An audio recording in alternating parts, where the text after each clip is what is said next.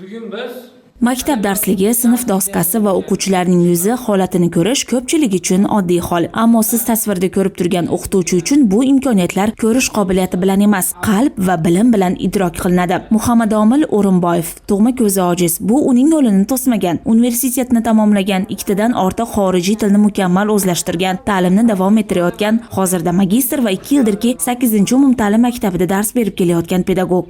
Daho bola ustozdan so'raydi, James Watt bu mashinasini ixtiro qilgan bo'lsa, nimaga uni ustozi ixtiro qilmagan deb so'raganda, shu ustozi yo'l ko'rsatganligi uchungina ixtiro qilgan u deb javob beryapti nemis o'qituvchisi.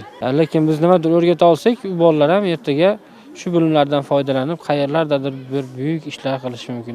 Uning darslarini kuzatsangiz, o'quvchilarning faolligi e'tiboringizni tortadi. O'quvchilar darsga shunchaki yondasha olmaydi, chunki ustoz ularning holatini juda yaxshi his eta oladi.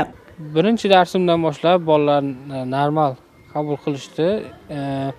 Ko'proq ularga normaldan ham ko'ra motivatsiya manbai bo'lyapman desam ham bo'ladi. Chunki men o'z-o'zidan kitobga kam qarayman dars paytida. Kompyuterdagi va telefondagi ovozli dasturlar, brail yozuvidagi konspektlar o'qituvchining asosiy ish quroli. Darsliklarning esa brail yozuvida emasligi bu o'qituvchi uchun to'siq emas. Chunki unga yordam beruvchi ustoz bor. Mavzuning har bir satrini ovozlab o'qiydi, rasmlarni, jadvalni tushuntiradi. Dars jarayonining uzluksiz bo'lishi ularning birligi bilan olib boriladi. Munisa Rafiqova 2 yildan buyon Muhammadomil bilan birga ishlab kelmoqda. Birinchi bor ustozni maktab koridorida ko'riboq yordam bersam degan niyat tug'ilgan deydi Munisa Rafiqova. Kirdi chiqdi, jecha to'polonlar bor edi, shuning uchun qiylanyapti degan maqsadda kelib men yordam berishim kerak dedim. O'zim kelib, o'zim ixtiyorim bilan men sizga yordam beray deb kelib yordam berganman. Men uchun ham ustoz bo'lib qolgan, chunki mavzularni bu yoqdan kitobdan olgan bilimlarimni yana ham chuqurroq o'rgatib berishadi. Endi ular har kuni birga yo'l yuradi. Maktabga kirishda, darslar orasida, uyga qaytishda ham yonma-yon. Muhammadomilning hayotga intilishi, maqsadlari tomon tashlangan qadami nafaqat o'quvchilar uchun, ustozlar uchun ham ibrat bo'lib xizmat qilmoqda. Atrofimdagilar ko'rayotgan narsani men ko'rmayotganimni bilib katta bo'lganim uchun men uchun normal holat hisoblanib kelaveradi.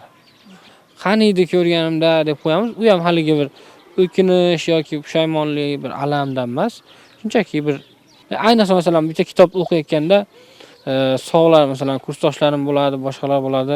Shunday belgilab ketib yoki bo'lmasam konspekt qilib o'qib ketishadi joyida. Yoki biror narsani eshitgan paytda shunaqa tezda yozib olish imkoniyati bizda juda muammoroq. Shu paytda ko'proq aytaman, ko'rganimda qani shunday yozib olardim.